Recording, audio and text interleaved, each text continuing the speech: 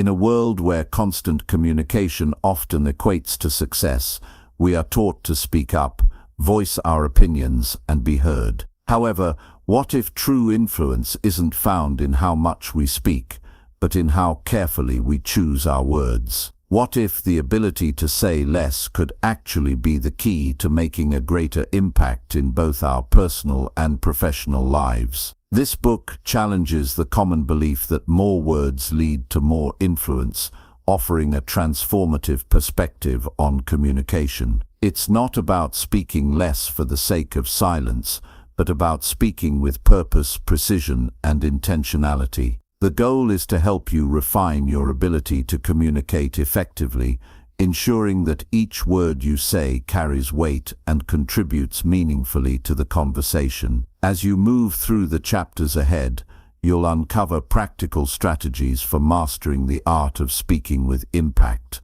You'll learn how to control the urge to fill silence, how to choose your words strategically, and how to make a stronger impression in meetings, conversations, and emails. The insights shared here will empower you to express yourself more confidently, allowing you to communicate with clarity and influence, without the need for excessive explanation or unnecessary elaboration. By the end of this journey, you'll understand that the true power of communication lies not in quantity, but in quality. When you master the art of speaking less, you'll find that the respect, attention, and influence you desire are not only attainable, they're within your grasp. This is a new approach to communication, one that focuses on what really matters and teaches you how to make every word count. Chapter 1. Why talking too much is weakness, not strength.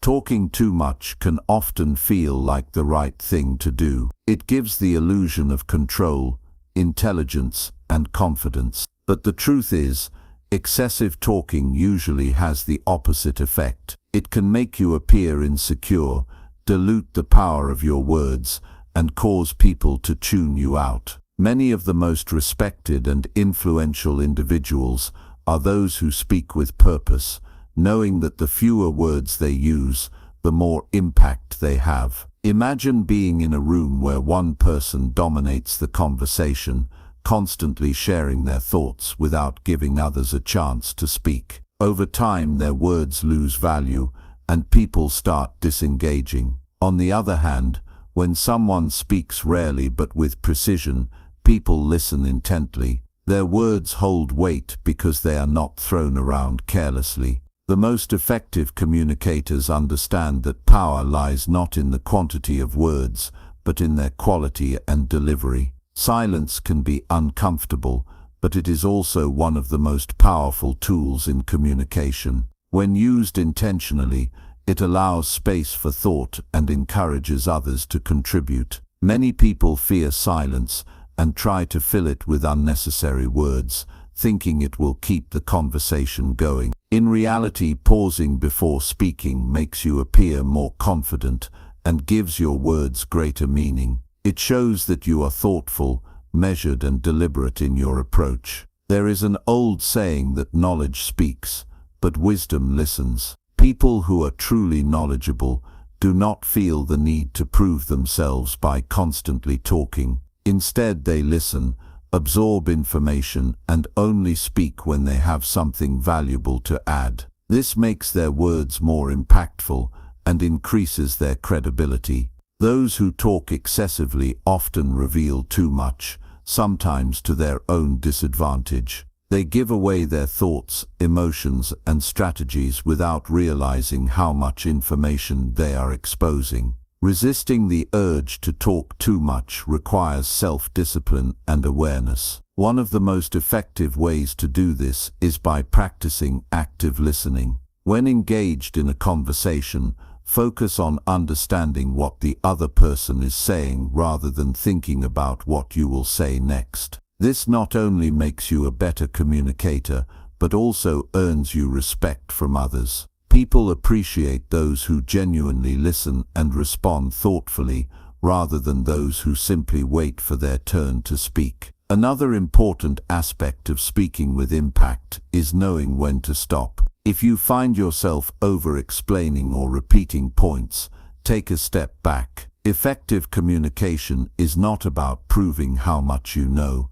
but about delivering your message clearly and concisely. When you keep your words precise and to the point, you leave a lasting impression rather than overwhelming people with excessive details.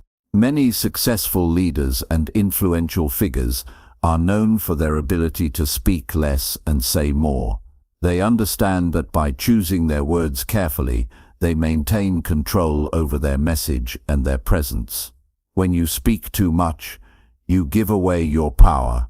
When you speak with intention, you command attention and respect. The key to mastering this skill is to develop a strong sense of self-awareness and to recognize the moments when silence can be more powerful than speech. Confidence is often mistaken for talking a lot, but in reality, true confidence is knowing that your words carry weight. You do not need to dominate a conversation to make an impact. Instead, you need to ensure that when you do speak, people listen. This comes from a place of self-assurance, knowing that your voice matters and that silence can be just as influential as words. By embracing the power of saying less, you not only enhance your communication skills, but also cultivate a presence that others respect and admire. The challenge lies in breaking old habits and retraining yourself to be comfortable with strategic silence. It is a skill that takes time to develop, but offers immense benefits in personal and professional interactions. The more you practice speaking with purpose, the more natural it becomes. Soon you will notice how people start paying more attention when you speak, how your words become more memorable, and how your influence grows. The ability to say less and mean more is one of the most powerful tools you can develop, and it is within your reach. Chapter 2. Speak less, earn more respect. In every interaction, there's an invisible exchange taking place. It's not just about the words you speak, it's about how those words shape the way others see you. Too often, people think that the more they talk, the more respect they will earn. They believe that if they can speak confidently, offer more ideas, and always have something to say, others will see them as powerful or important. But in reality, it's the opposite. Talking too much can actually diminish the respect others have for you, while speaking less can increase it. In every conversation, your presence and the way you communicate speak volumes, even more than the words you choose. People are naturally drawn to those who have the discipline to hold back and speak only when it truly matters. This doesn't mean remaining silent all the time.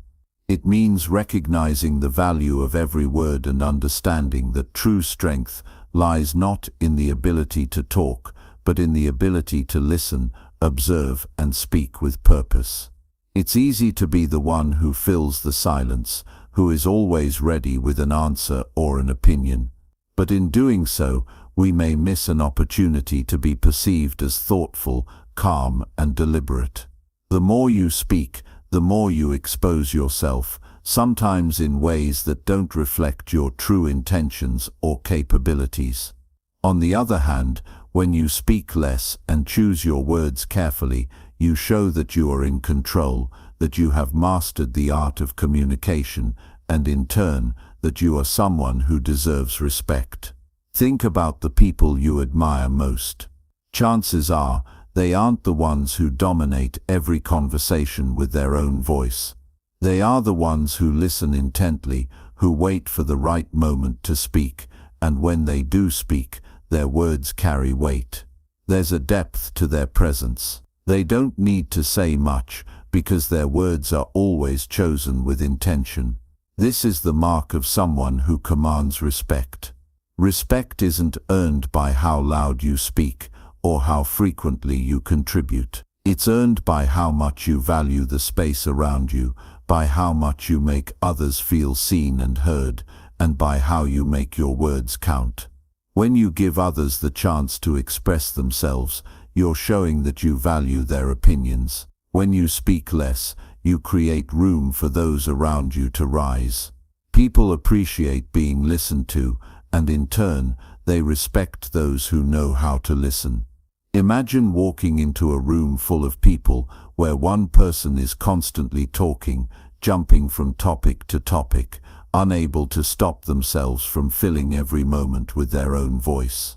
Now picture someone else in that room, someone who speaks only when they have something important to add, who carefully considers their words before speaking, and who doesn't feel the need to fill every silence. Which person do you gravitate toward?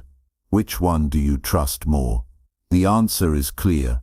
The person who speaks less is the one who stands out, who commands attention, and who earns respect.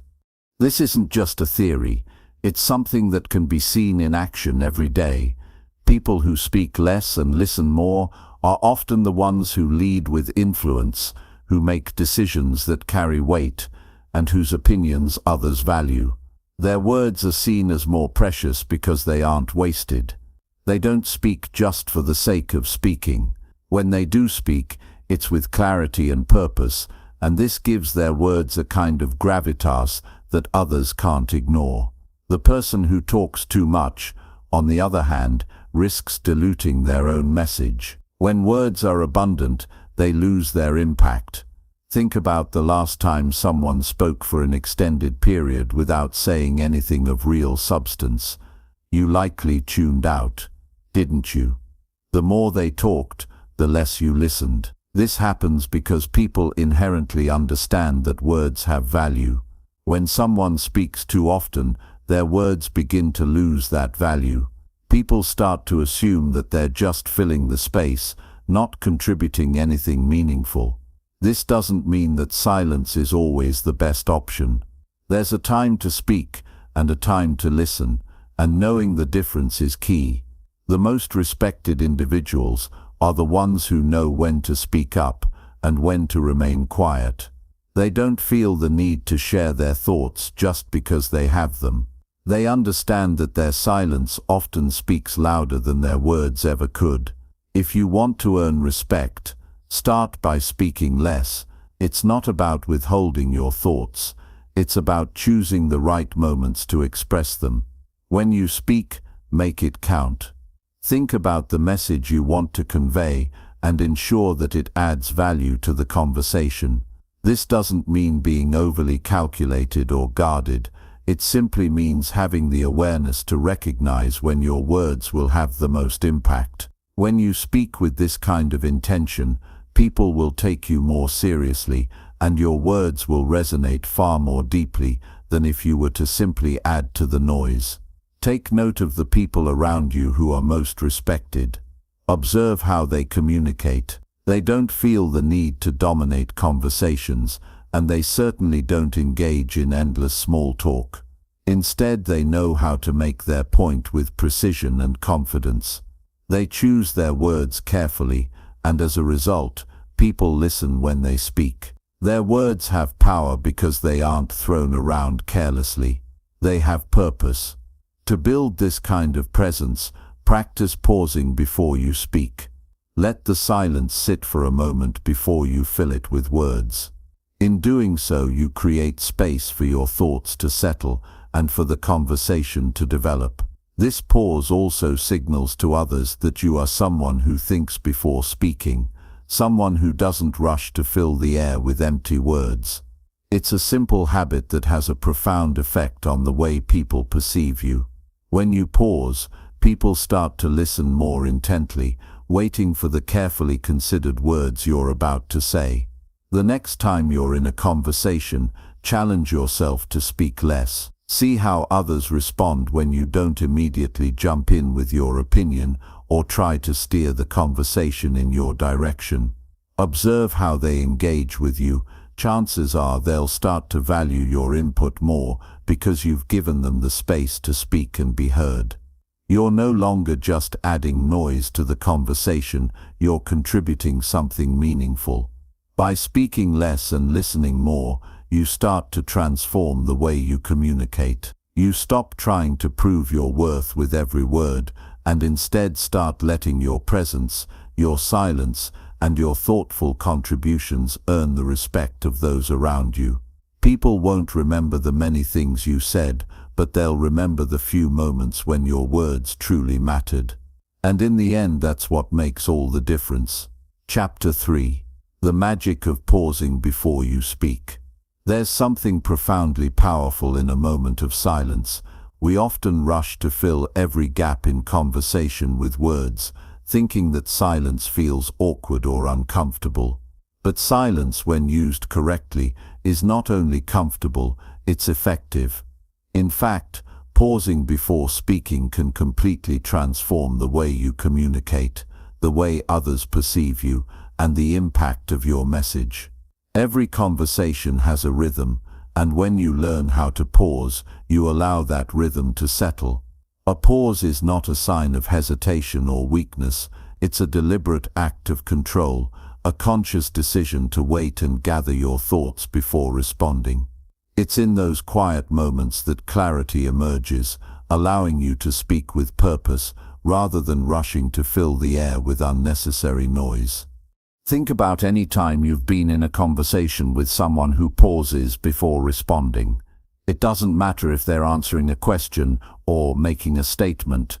That pause creates an air of anticipation. You start to wonder what they're going to say next, because they've given you the impression that their words are valuable.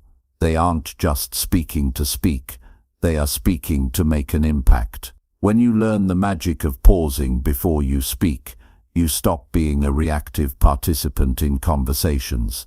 Instead, you become an active creator. You don't just respond to what's being said, you take a moment to consider how your words will fit into the conversation. This pause allows you to approach communication from a place of control, clarity, and intentionality. You're no longer reacting to the conversation, you're shaping it with every word you speak. The world around us is filled with noise. Conversations happen in an instant, and people are always talking, always sharing opinions, and always looking for ways to make their voices heard. In such an environment, it's easy to fall into the habit of speaking too quickly, of rushing to say something before someone else does. But this rush doesn't benefit anyone. It only causes confusion, miscommunication, and the loss of the power that silence brings. When you pause, you create the space necessary to process the conversation fully. You aren't simply reacting to the words being thrown at you, you're taking in all the information, considering the emotional tone, and thinking about the best possible response. This kind of thoughtful communication shows others that you're in control of your thoughts and your emotions. People respect those who can think before they speak, because it shows maturity and self-awareness. It shows that they are not easily swept away by the speed of conversation, but that they carefully consider their contribution before making it.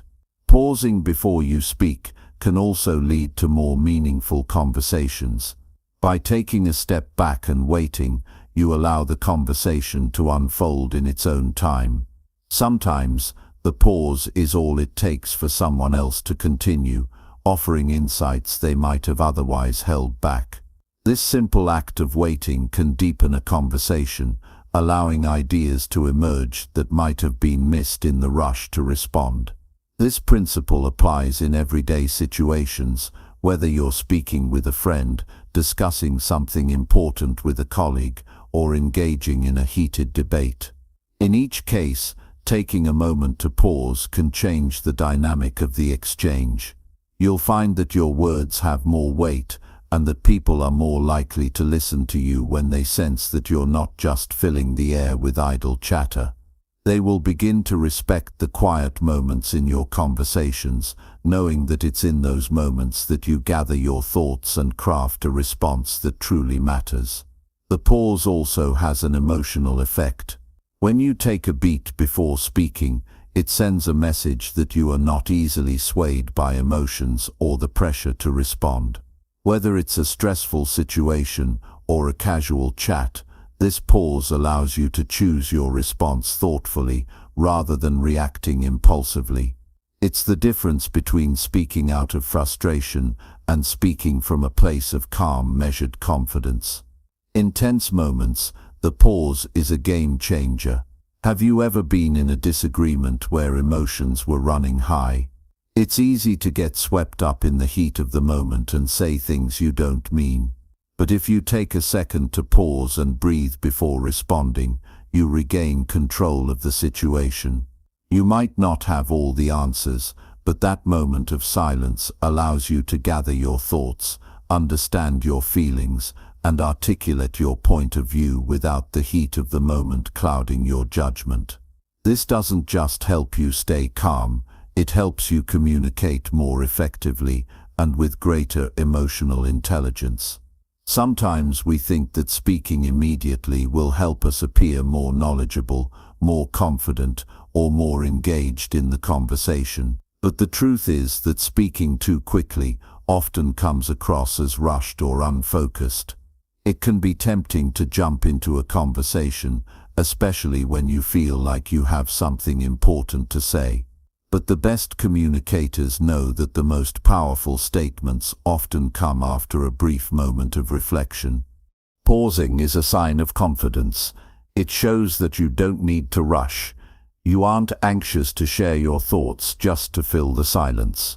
You trust that your words will come when they are ready, and that when you speak, they will be heard. The longer you practice pausing before you speak, the more comfortable you will become with the silence. You'll learn that silence isn't awkward. It's powerful. It gives you the time you need to choose your words carefully and speak from a place of clarity. The power of the pause also extends to how you communicate non-verbally. A pause isn't just about waiting to speak. It's also about the space you give others.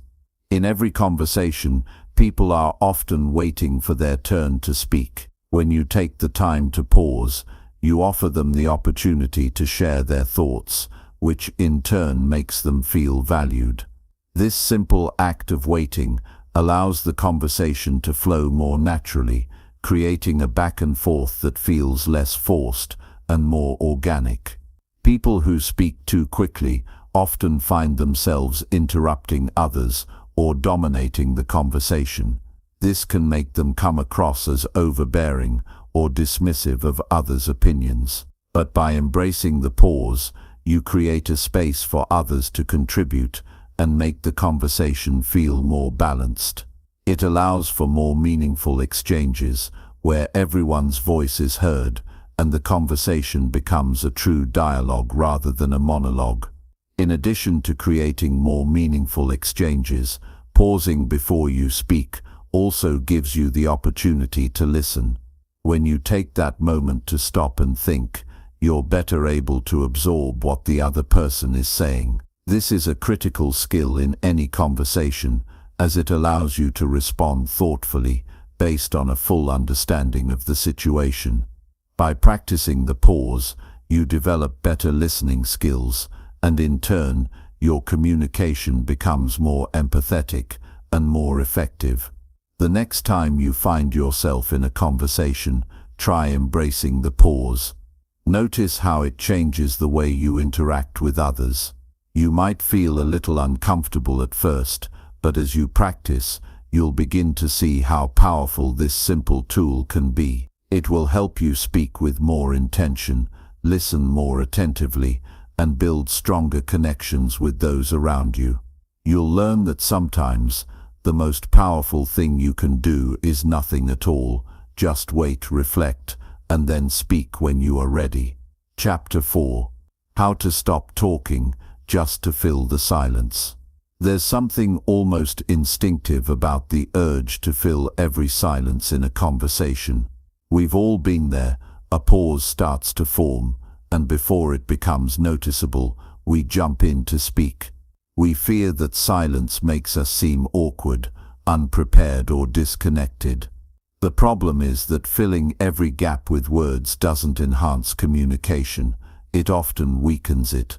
The desire to keep talking, to make sure the silence is eradicated, may actually be one of the biggest communication pitfalls.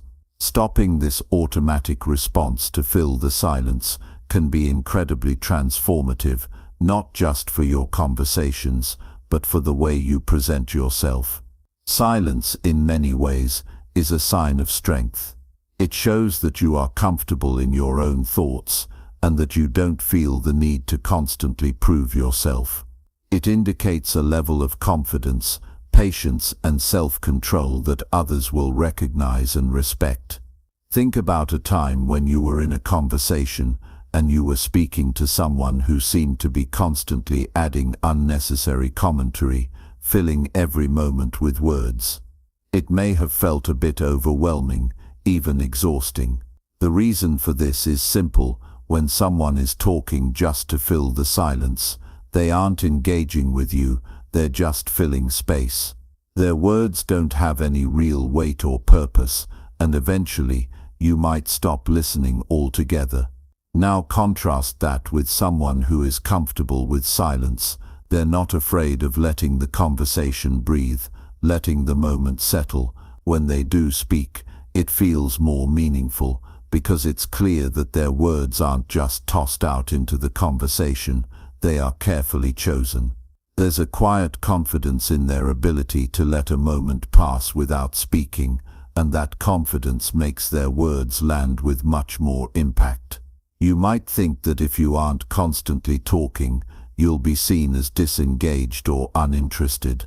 In fact, the opposite is true. When you resist the urge to speak just to fill the space, it shows that you are present and mindful of the flow of the conversation. It shows that you're fully absorbing what the other person is saying, and when it's your turn to speak, you have something meaningful to offer. This is the mark of a thoughtful communicator, someone who understands that words are powerful and that they should not be thrown around recklessly. The next time you're in a conversation, try to notice when you feel the urge to speak, simply to avoid the discomfort of silence. It might happen in small moments, when someone finishes speaking, when there's a lull, or when you're thinking about what to say next. Most people, when faced with these moments, feel compelled to say something just to keep things moving. But resisting that impulse is where the magic happens. It's in those moments of silence that you have the chance to collect your thoughts and think about what you really want to contribute. Filling the silence with unnecessary words is often a way of seeking validation or approval. We talk because we want to be seen, heard, and understood. But over time, this need to constantly talk can work against us. When we fill every gap with our voice, we unintentionally push others away from truly listening. Instead of creating space for connection, we might end up creating distance. Think about how different it feels when someone gives you the floor to speak. They pause and listen, genuinely interested in what you have to say. Their silence becomes an invitation for you to share. It's a powerful experience because it makes you feel valued. That's what the silence can do for you when you choose to embrace it. It invites people into the conversation. It makes others feel that their words are just as important as yours, and this sense of mutual respect is key to building stronger, more meaningful relationships. When you stop talking just to fill the silence, you also open yourself up to the possibility of truly hearing what others have to say. Many times, the best ideas and insights come not from what you say, but from what you allow others to express. The longer you wait before speaking, the more likely you are to hear something valuable that might have gone unnoticed if you'd been talking over the other person. This kind of active listening allows you to connect with people in a deeper way, making your conversations not just about exchanging words, but about truly understanding one another. It's important to remember that silence is not the same as disengagement. There's a big difference between being quiet because you're lost in your thoughts and being quiet because you're simply not interested. When you embrace silence in conversations, it signals to others that you are fully present, you're not trying to rush the exchange or force your thoughts into the conversation. Instead, you're listening, reflecting, and offering a response that is thoughtful and relevant. Sometimes, the silence is what gives the conversation its power. It's the space between your words that makes what you say next more meaningful. When you speak after allowing the silence to stretch for a moment, your words carry more weight. People will be listening more intently, not only because you've created the space for them to focus, but also because they recognize that you aren't speaking just for the sake of speaking. There's a wisdom that comes with silence. When you're comfortable with silence, you show that you are in control of your thoughts and your reactions. You don't feel the need to rush, to cover every moment with words, or to express every passing thought. You become more deliberate, more measured in how you communicate. This kind of self-control is something that others will notice, respect, and begin to admire. The next time you're in a situation where you might normally feel the urge to fill the silence, try to pause instead. Allow yourself a moment to think, to breathe, and to really listen.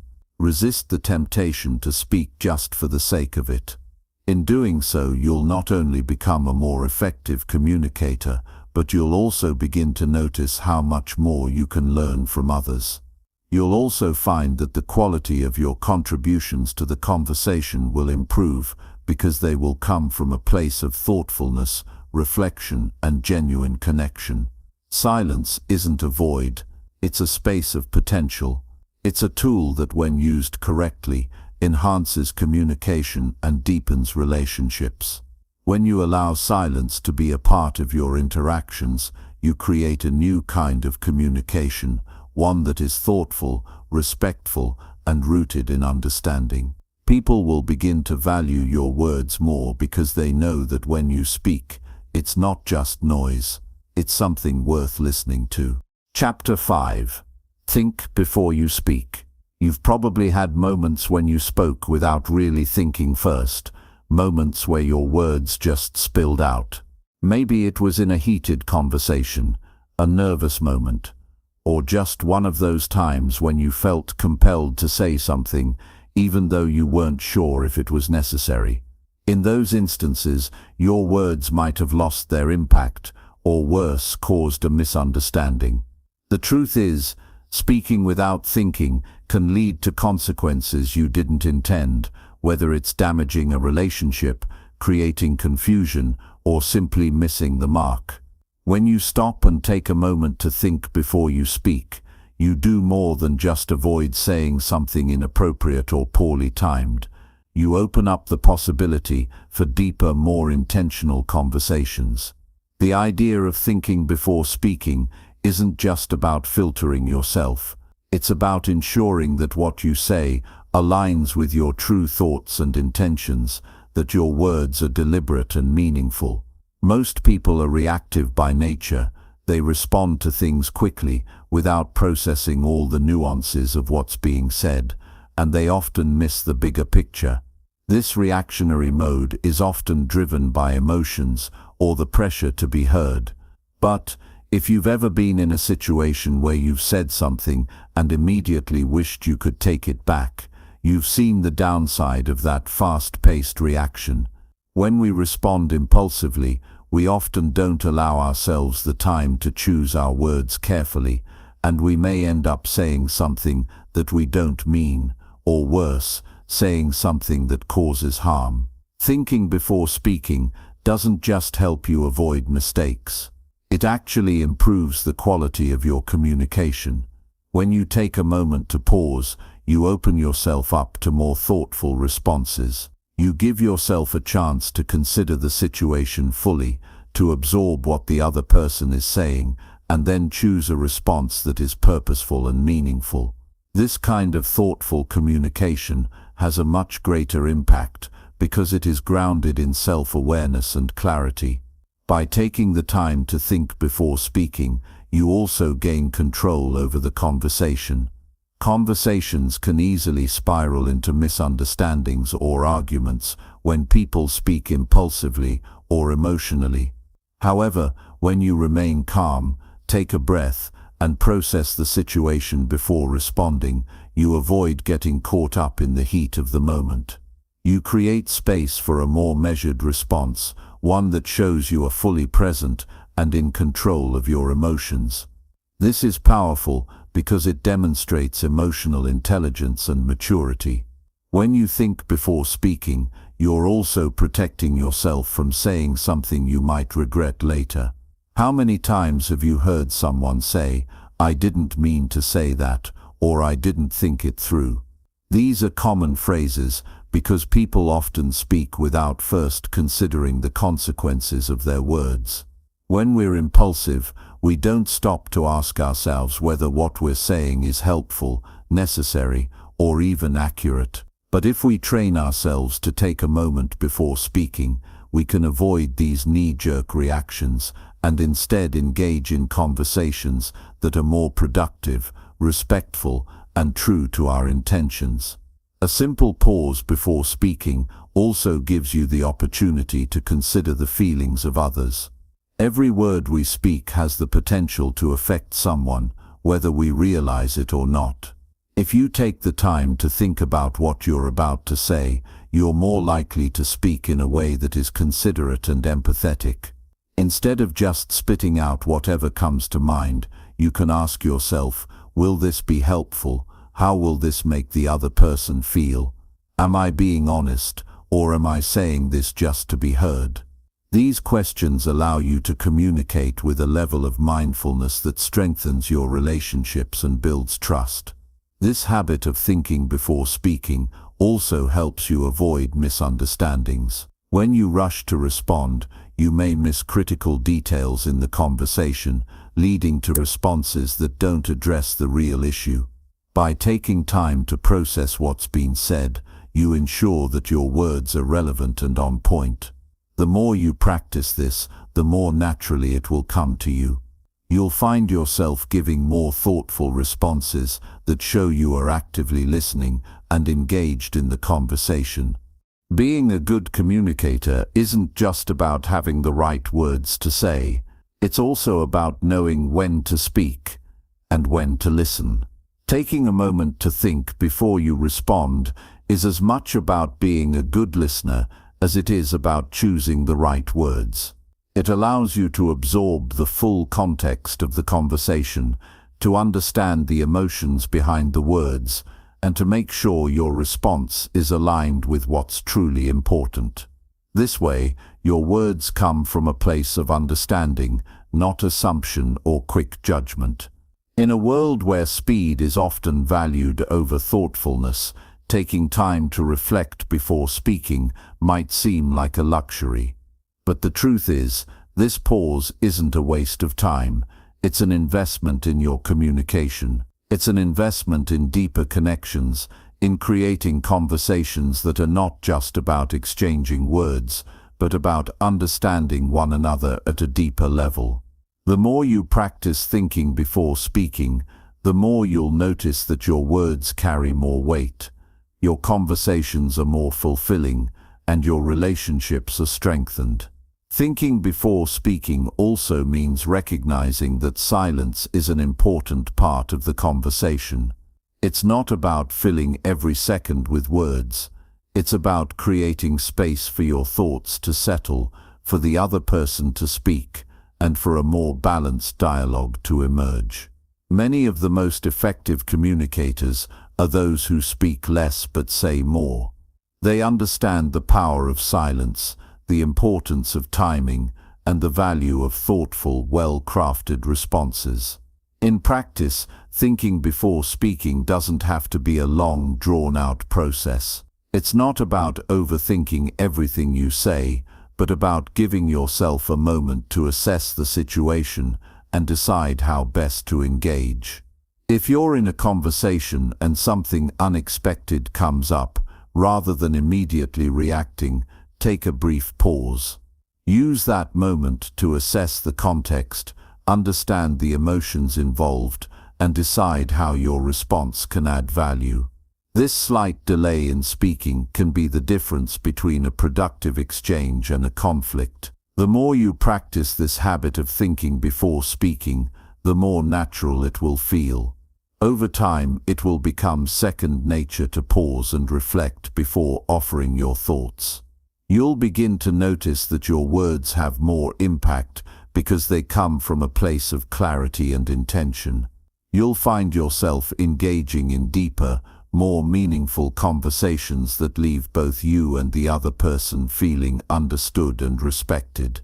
Mastering the art of thinking before speaking isn't just a way to improve your communication skills, it's a way to improve your relationships, your self-awareness, and your ability to navigate the complexities of life. It's a skill that will serve you in every situation, whether it's a casual chat with a friend, a work-related discussion, or a challenging conversation with a loved one. When you learn to pause, think, and then speak, you become a more effective communicator, a more thoughtful person, and a better listener. And in turn, you create conversations that matter. Conversations that build understanding, create connection, and foster trust. And all of that starts with a simple pause before you speak. Chapter 6. Cut the fluff, get to the point faster. There's something truly freeing about getting to the point quickly in a conversation, especially when it's done in a way that feels natural and deliberate. Too often, we fall into the trap of adding unnecessary details, throwing in extra words that don't really add value. It's like clutter, words that don't need to be there, but we feel compelled to use them anyway.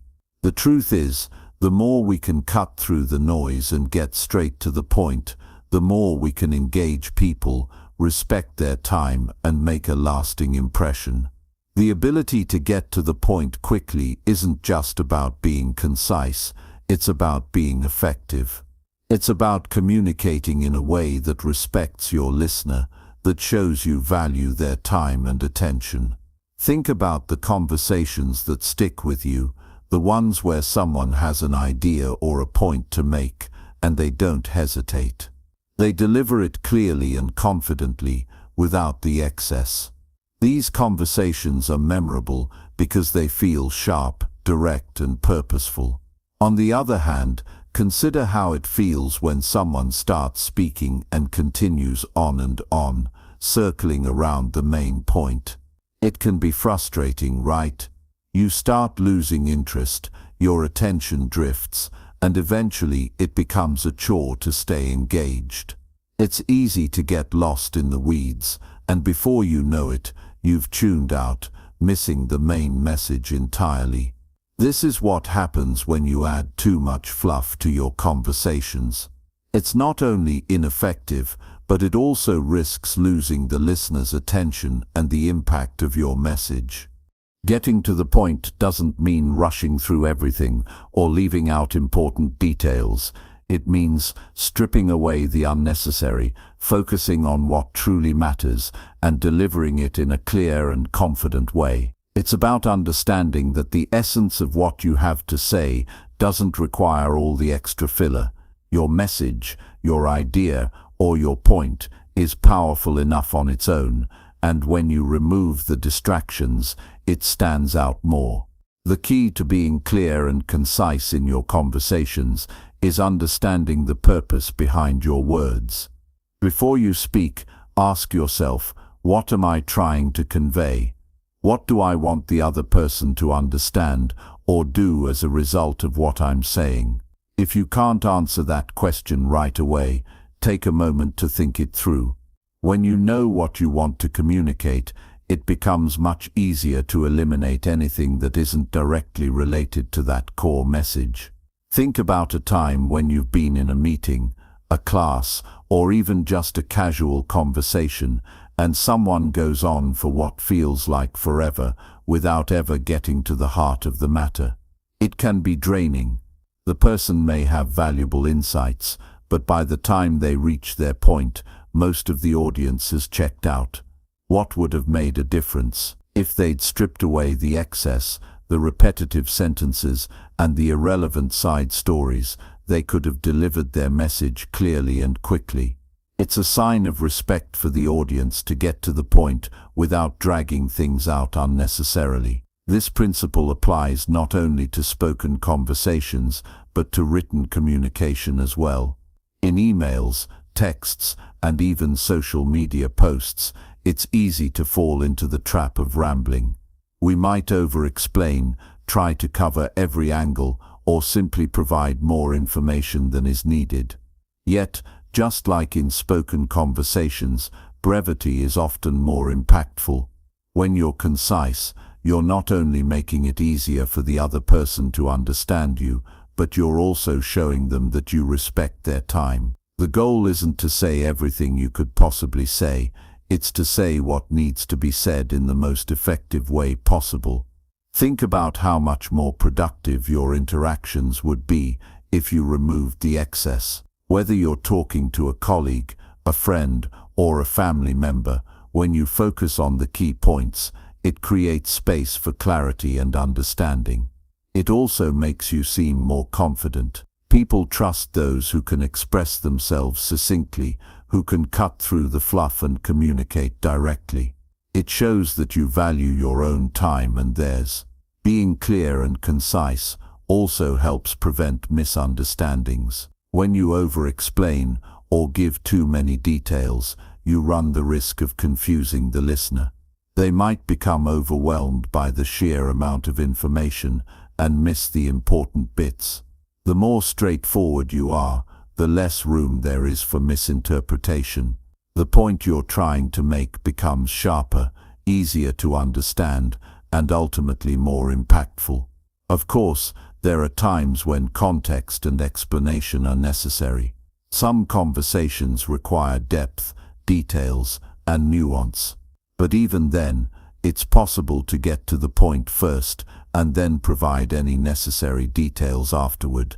For example, if you're explaining something complicated, start by giving a brief overview of the main idea. Then, if needed, dive into the specifics. This way, you've already established the core message, and your listener knows where you're headed. Another effective way to get to the point is to use examples or analogies that clarify your message without overloading it with extraneous information. Instead of over-explaining, you can provide a simple illustration that brings your point to life. A well-chosen example can speak volumes more than a long-winded explanation ever could. It makes your message memorable, relatable, and easier to understand. It's important to remember that getting to the point isn't about being blunt or dismissive. It's not about cutting off someone else's thoughts or rushing them along. It's about creating space for clear, intentional communication. It's about finding the balance between being succinct and being thorough. The goal is not to remove all the nuance or subtleties from a conversation, but to avoid unnecessary complexity that doesn't serve the main purpose of what you're trying to communicate. One way to practice getting to the point is to observe the moments when you feel yourself beginning to ramble. Notice when your thoughts start to wander and when you begin adding unnecessary details that don't contribute to the conversation. Instead of simply following that instinct to fill the silence or explain more than is needed, pause and refocus on your core message. Ask yourself, what's the one thing I want this person to walk away with? And then direct your words toward that. The more you practice getting to the point, the more natural it will feel. You'll begin to notice that your conversations are more efficient, your messages are clearer, and you're able to hold the attention of your audience better. You'll be able to express yourself with more confidence, and others will appreciate the directness and clarity you bring to the table. It's not about stripping away the richness of conversation or dumbing things down. It's about respecting the value of your time and your listener's time. It's about recognizing that sometimes less is more. When you get to the point, your words carry weight. They matter more because they're focused, deliberate, and purposeful. And when you focus on what's truly important, you create space for more meaningful and productive conversations. Chapter 7. Use powerful words. Every word must count. There's a subtle power in choosing the right words, words that are measured, deliberate, and meaningful. It's easy to think that the more we say, the more impactful our words will be, but the opposite is often true. The words you use, and more importantly, the words you choose not to use, have a profound effect on how you are perceived and how your message lands. Powerful language is not just about what you say, it's about how you say. When you use powerful words, you don't just convey a message, you create an impact. You make people listen. But powerful words don't come from random choices or from trying to impress others. They come from a place of clarity, intention, and respect. Powerful words are purposeful. They are the ones that cut through the noise and get to the heart of what you're trying to communicate. They're the words that inspire, motivate, and persuade. Take a moment and think about the times when someone's words truly resonated with you. It might have been a leader, a mentor, or even a friend.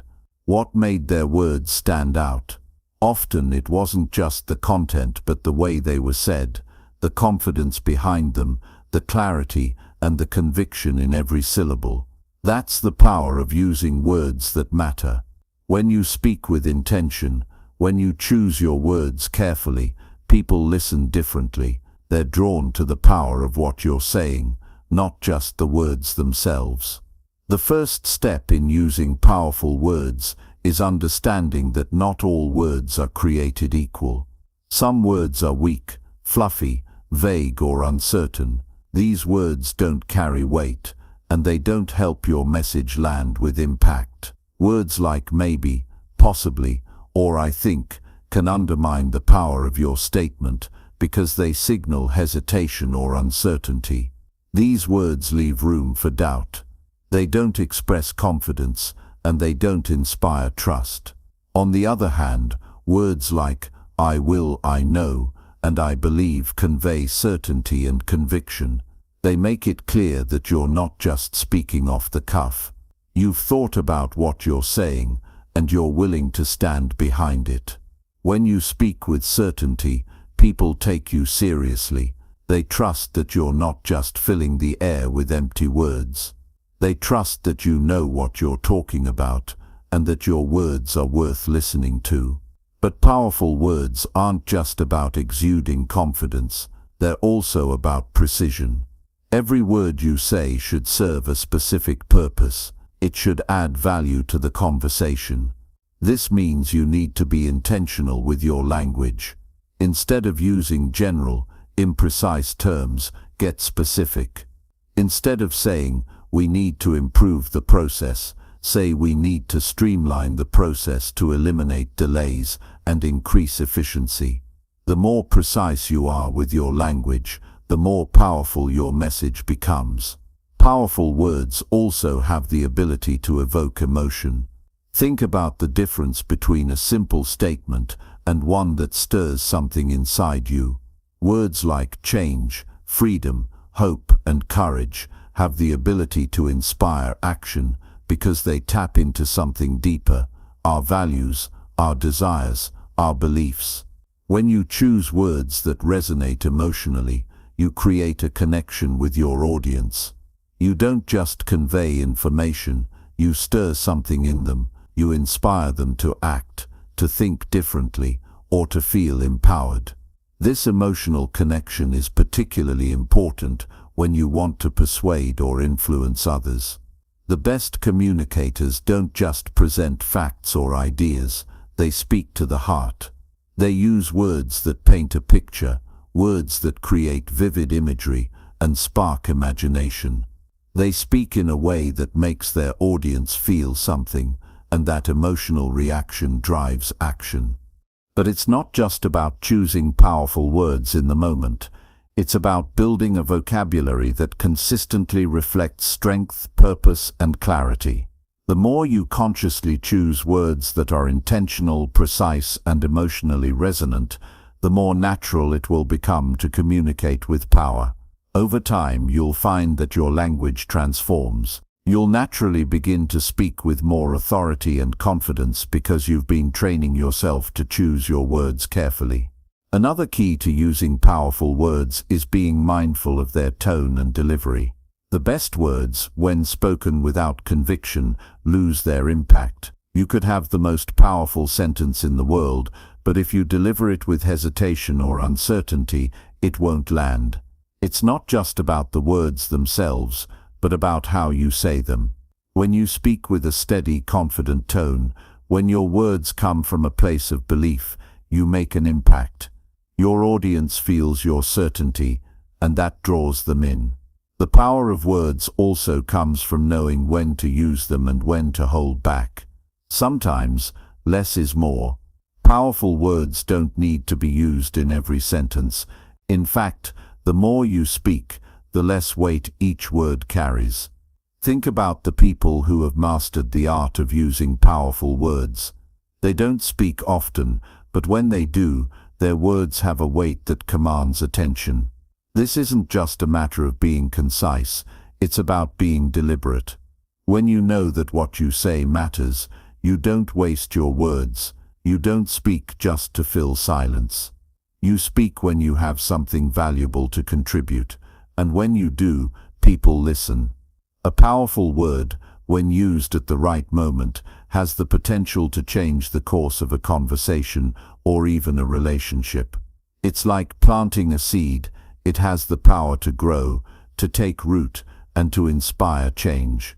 But to make that seed grow, you have to choose your words carefully and speak them with confidence. When you do, you create something lasting.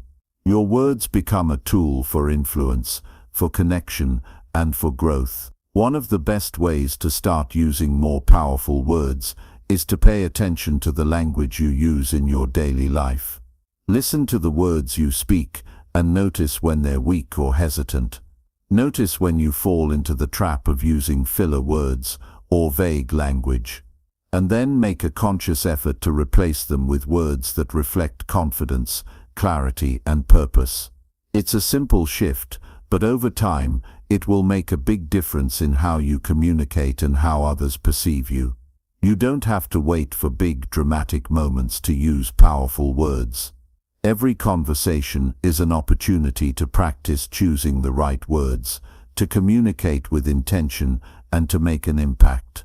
Whether you're giving a presentation, having a casual chat with a friend, or sending an email, you have the power to choose words that will resonate. And the more you practice, the more natural it will feel. The next time you speak, remember that words are not just words, they're tools. They have the power to influence, to inspire, and to create change. So choose them wisely, speak with purpose, speak with confidence, and watch how your words begin to transform the way you communicate and the way people respond to you. When you speak with intention, the impact of your words is limitless. Chapter 8. How to stop explaining yourself too much. Sometimes, it feels like there's this unwritten rule that we need to explain ourselves constantly, especially when we feel unsure or want to be understood. The urge to clarify, justify, or provide further reasoning behind every little action or statement can be overwhelming. But what if I told you that constantly explaining yourself is often not only unnecessary, but also counterproductive?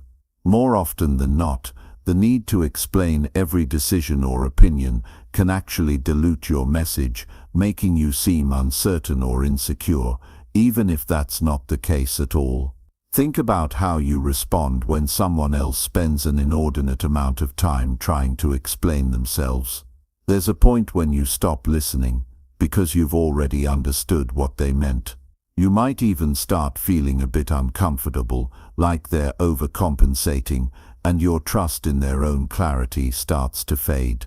That constant need to explain, while often rooted in the desire to ensure understanding, can have the opposite effect. It's a simple fact that when you over-explain, you leave space for doubt, not only in the minds of others but in your own.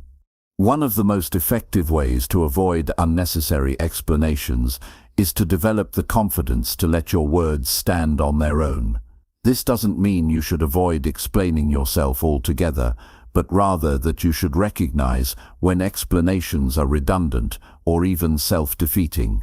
When you're clear on your stance, your ideas, or your decisions, you don't need to pad them with excessive justification.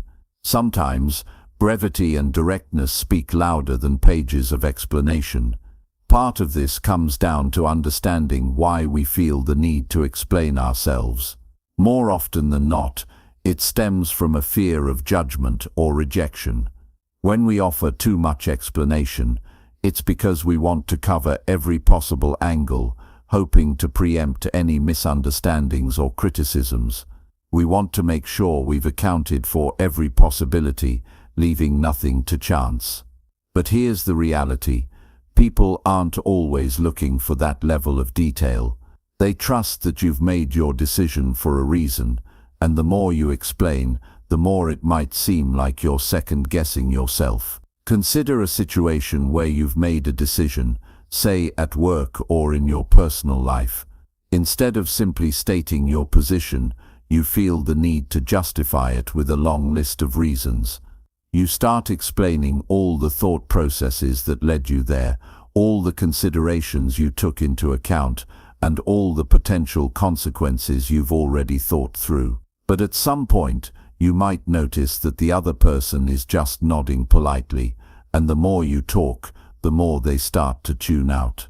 This is a clear sign that you've over-explained, and the impact of your decision starts to fade because it's buried under too many details.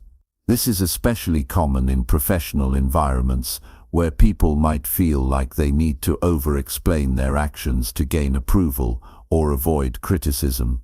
The reality is, over-explaining often makes you look less confident, even if your intentions are the opposite. People respect those who can make a decision and stand by it without feeling the need to justify it endlessly. It shows that you trust your judgment and believe in the choices you make. When you stop over-explaining, you also stop leaving room for unnecessary debate. Often when we feel the need to justify ourselves, it opens up space for others to challenge our decisions. They see your uncertainty and feel encouraged to offer their opinions or corrections.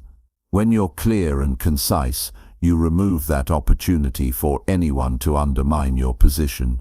You're not asking for validation or approval. You're simply stating what you believe to be true, and that's powerful. To break the habit of over-explaining, you first need to become aware of when you're doing it. Pay attention to the moments when you feel that instinct to keep justifying yourself. Notice how you react when someone challenges you or questions your ideas. Do you feel the need to give a long list of reasons to back up what you've said? If so, pause for a moment. Recognize that you don't have to fill the silence with explanation. If you've already made your point, let it stand on its own. It also helps to remind yourself that the people you're talking to trust that you have valid reasons for your decisions, even if they don't fully understand them right away. Your confidence in your choices will often speak louder than any explanation ever could. The more you resist the urge to over-explain, the more people will respect your ability to make decisions and stand by them. Your words will have more impact because they won't be buried under layers of unnecessary justification. Another key element in avoiding over-explanation is learning how to embrace silence. Often we feel the need to explain ourselves because we fear the awkwardness that silence brings.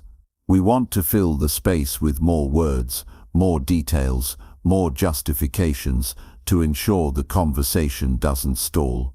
But silence can be powerful. It allows the other person to think and process what you've said. It allows them to respond more thoughtfully, instead of just reacting to the constant stream of words. The more you embrace the silence, the less pressure you'll feel to fill it, and the more room there will be for meaningful exchange. Additionally, over-explaining can sometimes stem from a desire to be understood or liked. We may think that the more we explain ourselves, the better people will understand us. But here's the truth: when you explain too much, you're actually giving up some of your own power. You're making your words less impactful because they've been watered down.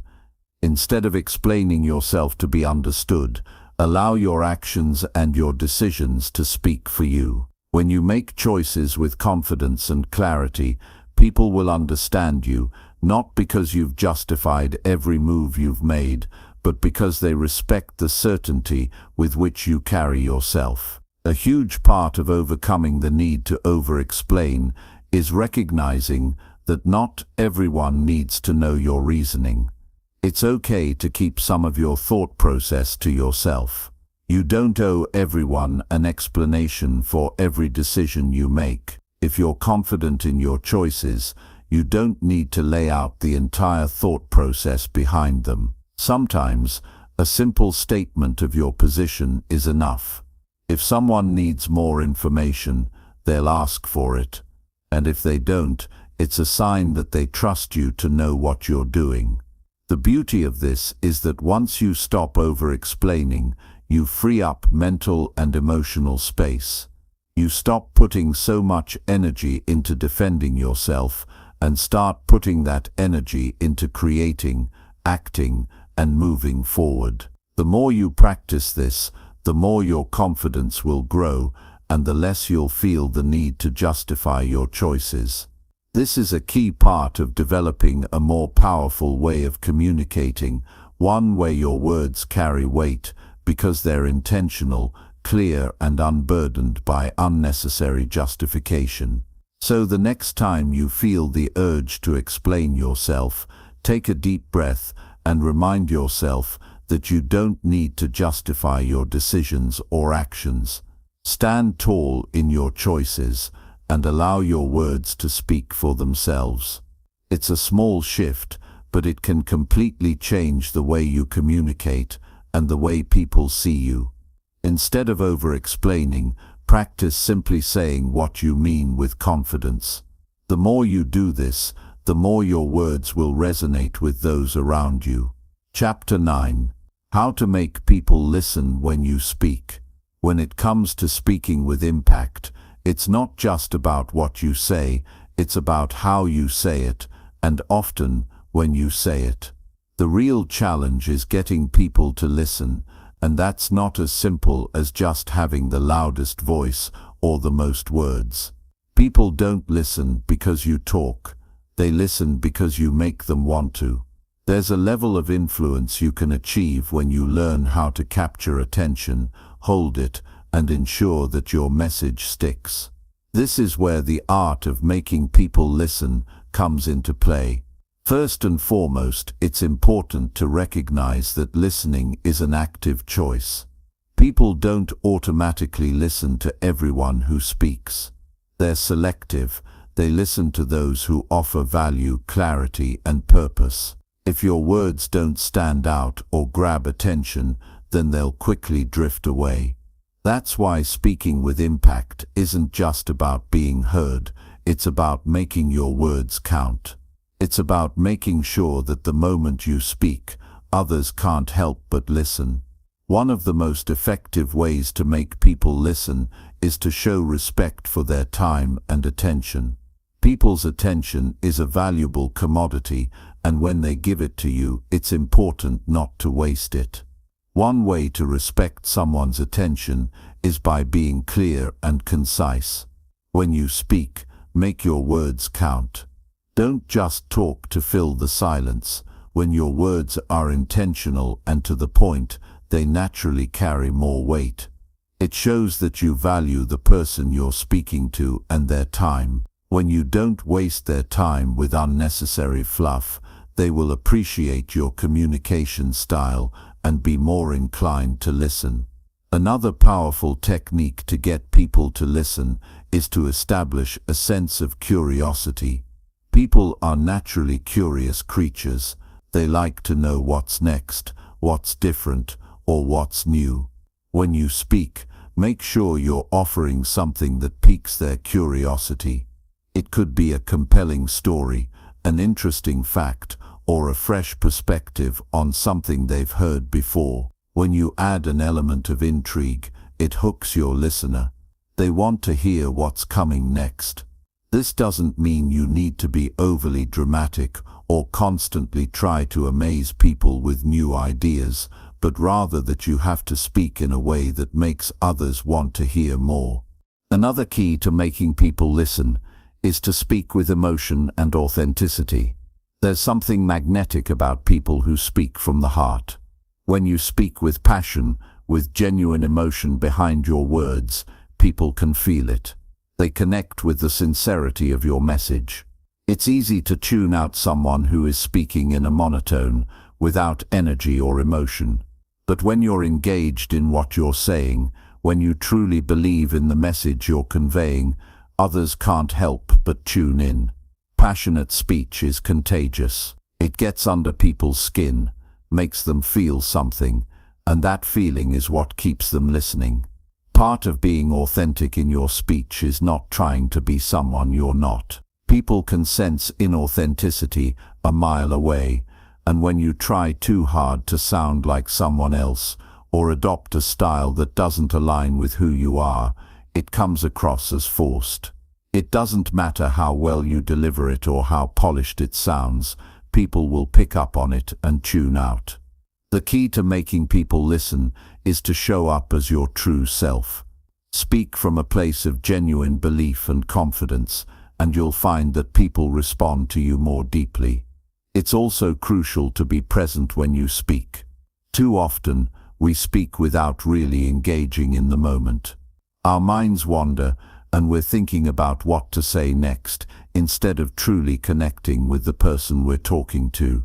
The more present you are, the more you draw people in. When you give someone your full attention, when they feel that you're genuinely listening to them and valuing their presence, they'll return that respect. The same goes for when it's your turn to speak. If you want others to listen, give them the same focus and respect that you expect in return. When you're fully engaged, it shows, and people are more likely to pay attention to what you have to say. Another important aspect of getting people to listen is to avoid being overly defensive. It's easy to get caught up in defending our opinions, especially if we feel challenged. But when you're constantly in defense mode, it becomes exhausting, and people tend to tune you out. People listen to those who are composed, calm, and confident in their positions. Instead of reacting defensively, learn to stay grounded and explain your point of view with clarity and confidence. When you're not constantly on the defensive, you allow space for real dialogue, and that makes others more likely to listen. Body language plays a huge role in how people perceive and respond to your words. You can say all the right things, but if your body language doesn't align with your message, it's easy for people to lose focus. When you speak, your posture, facial expressions, and gestures should be open and inviting. People are more likely to listen when you seem approachable, confident, and genuine. When your body language supports your words, you create a more cohesive and compelling message. In addition to your body language, the way you manage the rhythm and pacing of your speech can help keep people engaged. People are more likely to listen when you speak at a pace that allows them to absorb your message without feeling rushed or overwhelmed. Avoid speaking too fast or too slowly. Instead, find a rhythm that allows your audience to take in your words while keeping them on the edge of their seats. Pausing at the right moments, especially after important points, gives people the space to process what you've said and builds anticipation for what comes next. Silence, when used effectively, can be just as powerful as words. It's also helpful to remember that you don't have to say everything all at once. You don't need to fill every moment with words. If you have a compelling message to deliver, let it unfold naturally. People are more likely to listen when they don't feel overwhelmed with information. Take your time, let your message breathe. When you're not trying to say everything at once, you create space for people to digest your words, and engage more fully in the conversation. One of the most powerful ways to make people listen is to show them the value of what you're saying. People are more likely to pay attention if they can see how your words benefit them. Whether you're giving advice, offering a solution, or sharing an idea, make it clear why your message matters. Show the value up front, and people will naturally be drawn to listen. When you focus on what's in it for them, you make it easier for people to invest their time and energy in listening.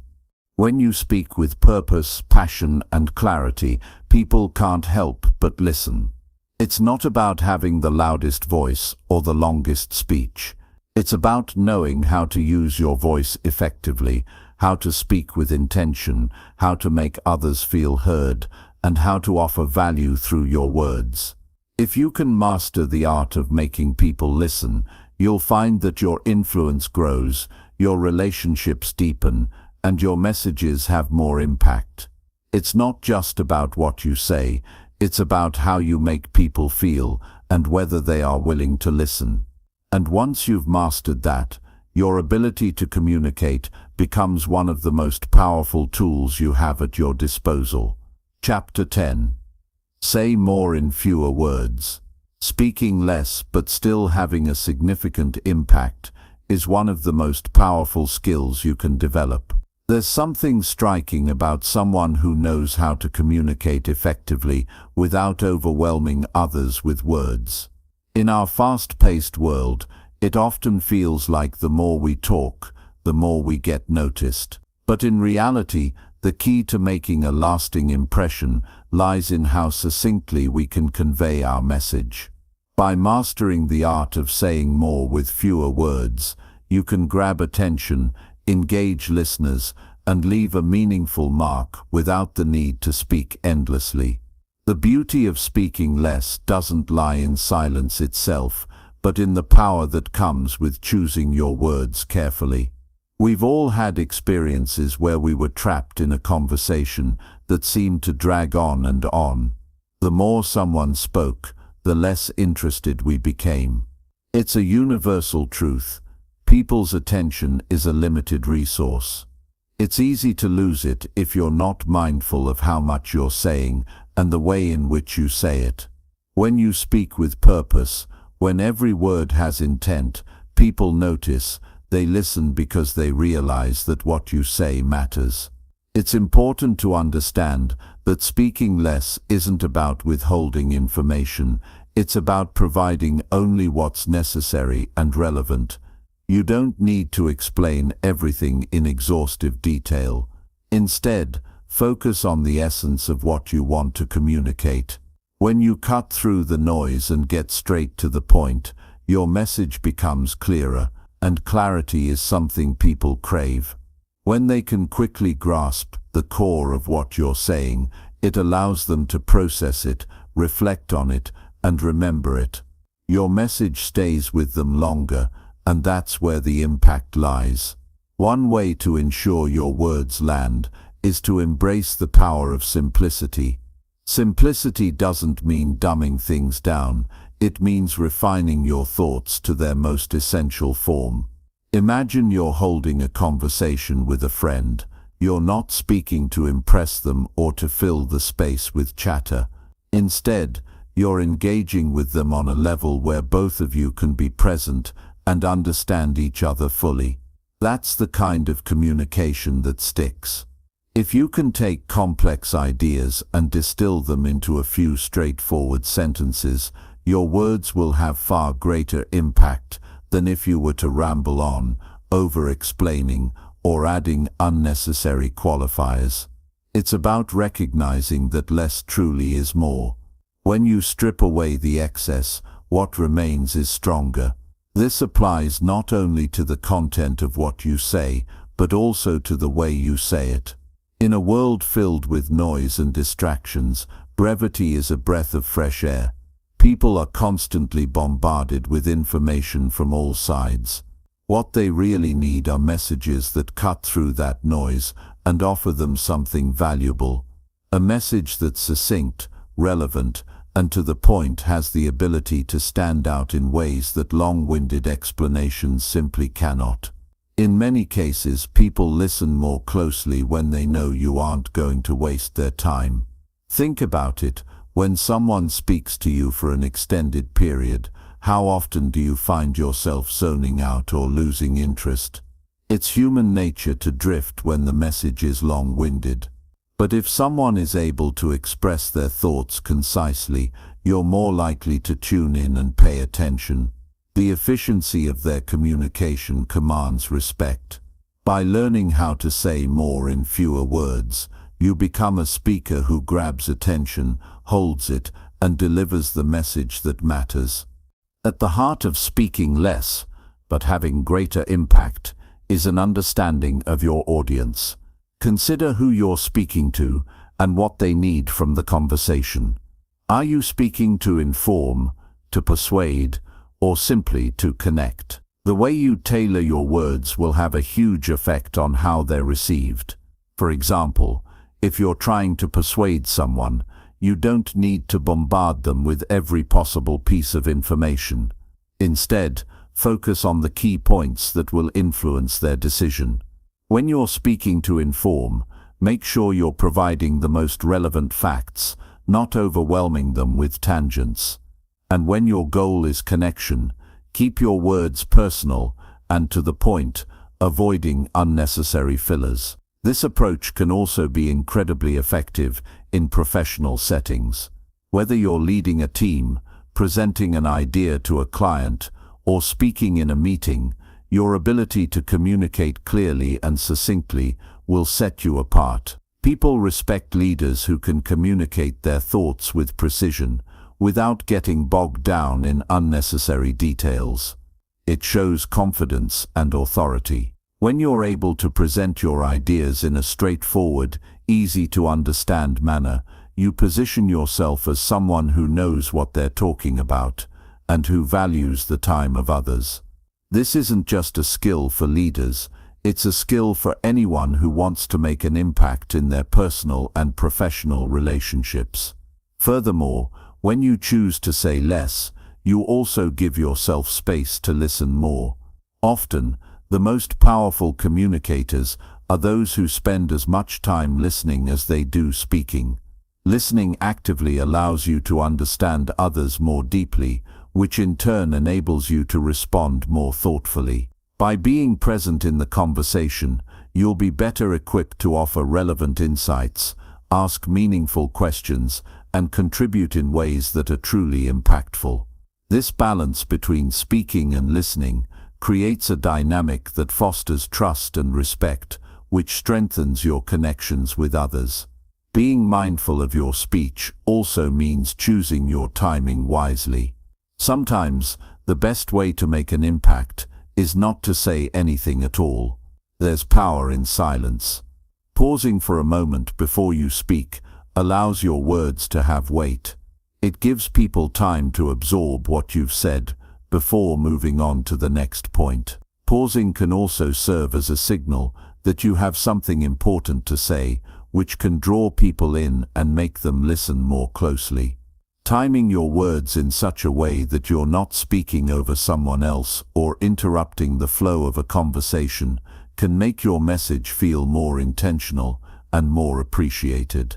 The same principle applies in written communication. Whether it's a text message, an email, or a social media post, the power of brevity cannot be overstated. In today's world, where people are inundated with messages from every direction, a concise, well-crafted message stands out. You don't need to over-explain or over-elaborate. Be clear, be direct, and leave room for the other person to engage. When you give them the space to think, to respond, and to contribute, you're creating a more effective dialogue. Saying less doesn't mean saying nothing. It means being intentional with every word you choose. It's about recognizing that each word has value and should be used purposefully. When you speak less but say more, you show that you respect your audience, your time, and your message. You prove that you understand the power of language and you know how to wield it with precision. As you practice this skill, you'll find that your communication becomes stronger, more impactful, and more effective in all aspects of your life. The beauty of speaking less is that it gives you the power to leave a lasting impression, one that is thoughtful, meaningful, and most importantly heard. Chapter 11. The power of not replying immediately. There's something powerful about knowing when to stay quiet. In a world where constant connectivity makes it almost impossible to go a few minutes without some form of response, it's easy to feel pressured to reply instantly, to react right away. But there's immense value in choosing not to speak immediately. When we pause before responding, we create space for clarity, thoughtfulness, and a deeper connection with the conversation at hand. In many situations, responding right away can lead to rushed answers or reactions driven by emotion rather than wisdom. How often do we wish we had taken a moment to consider our words carefully before saying something we regret? The instinct to answer immediately often comes from the desire to appear knowledgeable or to avoid an uncomfortable silence, but in truth, that desire can undermine our ability to communicate effectively. The power of taking a moment to pause gives us the opportunity to calm our minds and think through our response before committing to it. It's a way to ensure that our words are well thought out, intentional, and in line with the message we wish to convey. This pause doesn't need to be long or awkward, but it's a powerful act of discipline. It's about training yourself to resist the knee-jerk urge to fill every silence. By not jumping in the moment someone finishes speaking, you show that you are actively listening, not just waiting for your turn to talk. You also give yourself the chance to respond from a place of clarity, not impulse. Silence allows you to process what was said, to gauge the tone of the conversation, and to choose your words with care. It prevents misunderstandings and helps you avoid unnecessary conflict. The habit of not replying immediately isn't just about holding back your words, it's about cultivating an awareness of the dynamics of a conversation. When you don't rush to speak, you give others the space to express themselves fully. Sometimes people don't need an immediate answer, they need to be heard. By allowing a moment of silence to linger, you invite deeper reflection, both in yourself and in the person you're engaging with. This pause creates a space where more meaningful communication can take place, as it allows everyone involved to process and contribute thoughtfully. In difficult or emotionally charged conversations, the value of silence cannot be overstated. When emotions run high, it's easy for things to spiral out of control. Our minds race, and we feel the impulse to defend ourselves or react to what has been said. But responding immediately often exacerbates the situation. By taking a pause, you give yourself the chance to cool down, to put your emotions in check, and to approach the conversation with a clear mind. This moment of silence is not weakness. It's strength. It's an act of self-control, of maturity, and of emotional intelligence. Silence also gives the other person the opportunity to reflect. How often have we been caught in a conversation where we were rushing to get our point across, only to realize that we had missed an important detail or failed to consider the other person's perspective? When we don't reply right away, we allow the conversation to breathe, creating a space for greater understanding to emerge. Sometimes, a pause gives the other person the time they need to reconsider their own words, to realize something they hadn't initially thought through, or to provide you with a deeper explanation that enriches the conversation. This idea of the powerful pause extends beyond direct conversation. In meetings, whether at work or in personal settings, the same principle applies. When a question or comment is directed at you, rather than immediately blurting out a response, take a moment to collect your thoughts. This simple act communicates a sense of confidence and control.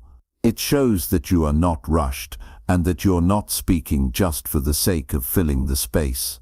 Instead, you are pausing to consider how best to contribute to the discussion, ensuring your input is meaningful and relevant. Silence can also serve as a powerful negotiation tool. If you're in a situation where you need to make a decision or negotiate terms, not replying immediately can shift the dynamic in your favor. When you take a moment to pause, you show that you are weighing the options, not just agreeing to whatever is presented. This can encourage the other party to reconsider their position, offer more favorable terms, or provide additional information that helps you make a more informed decision. In the world of negotiation, silence is often the strongest statement you can make. Of course, there's a balance to be struck. Silence for the sake of silence can lead to disengagement, making it harder to foster connections or to maintain the flow of a conversation. It's important to recognize when a pause has served its purpose and when it's time to speak up. A well-timed response after a thoughtful pause has much more weight and impact than a hasty one. The key is to remain conscious of the rhythm of the conversation, to sense when your contribution is needed, and to have the discipline to wait for the right moment to speak. This principle also holds true in written communication. In today's digital age, where we're often expected to reply to emails, texts, and messages instantly, the pressure to respond quickly is ever present. But just like in face-to-face communication, taking a moment to pause before replying can lead to better outcomes. Whether it's a tricky email at work or a message from a friend, giving yourself the space to think before responding allows you to compose a more thoughtful, measured reply. It shows that you value the conversation and that you're not just reacting in haste. The same principle applies to social media. How many times have you seen a comment or post that if you'd responded immediately would have been reactive or overly emotional? By waiting and reflecting before hitting send, you avoid the regret of speaking in the heat of the moment. Taking time to pause also gives us the opportunity to manage our emotions. It's easy to get caught up in the intensity of a moment, but our ability to control our reactions speaks volumes about our maturity. Pausing helps us step back from a situation and approach it with a calm, composed demeanor. It's about recognizing that we don't have to respond right away to every stimulus. In fact, sometimes saying nothing is the most powerful form of communication. By choosing to pause, we regain control over our responses and create the space for a more measured, intentional contribution. So the next time you find yourself in a conversation or situation where you feel the urge to respond immediately, remember the power of the pause. It's a sign of strength, self-control, and wisdom. It allows you to process, reflect, and respond in a way that is intentional and impactful. Whether in a personal conversation, a professional meeting, or a written exchange, taking the time to pause before replying will always work in your favor. It's not about silence for the sake of silence, but about ensuring that when you do speak, your words have substance and power behind them. Chapter 12. Master the art of saying no with confidence. There's a certain power in the word no. For many, it's a word that doesn't come easily. We've all been there, feeling the weight of saying no to someone, worrying about disappointing them, or fearing that our refusal will damage the relationship. We might find ourselves saying yes to things we don't want to do, or that we don't have time for, just to avoid the discomfort of saying no. But the truth is, learning to say no is one of the most important skills you can develop, not only for your own well-being, but for the respect you deserve from others. Saying no isn't about being rude or rejecting others. It's about setting boundaries, respecting your own needs, and understanding your priorities. It's a form of self-care, discipline, and emotional intelligence.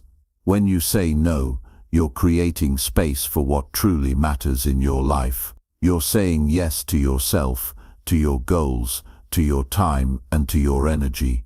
It allows you to focus on what's important, rather than constantly giving in to the demands and expectations of others. For many people, the fear of saying no stems from a place of insecurity. We worry that others will think we're selfish, rude, or unhelpful. The truth is, though, saying no doesn't make you a bad person. In fact, it can make you a stronger, more respected individual.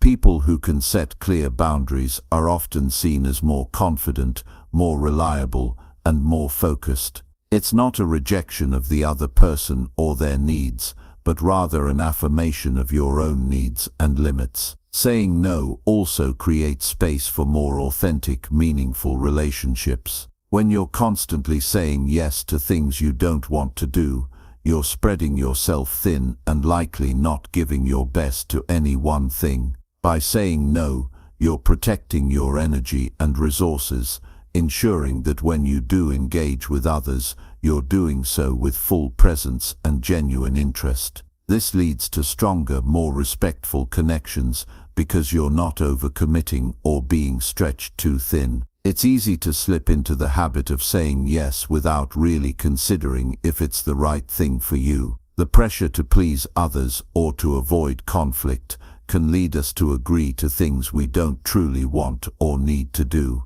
But every time we say yes when we should say no, we're saying no to ourselves. We're denying ourselves the opportunity to focus on what matters, to rest, or to engage in activities that truly align with our values. Learning to say no is a way of protecting our time and energy, ensuring that we're not giving away pieces of ourselves to things that don't serve us.